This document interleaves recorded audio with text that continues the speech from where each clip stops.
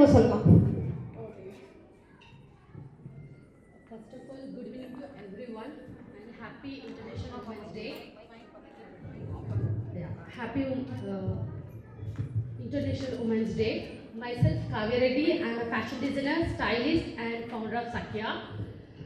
మన తెలంగాణ బిడ్డ మాధవీలత గారు మన అందరికీ ఇన్స్పిరేషనల్. మాధవీలత గారు తన చారిటబుల్ ట్రస్ట్ తరఫున ఎంతోమందికి సహాయం చేశారు. పేద గర్భిణీ స్త్రీలకు ఉచిత మెడికల్ కిట్లు, మెడికల్ క్యాంప్స్ ఎన్నో నిర్వహించారు.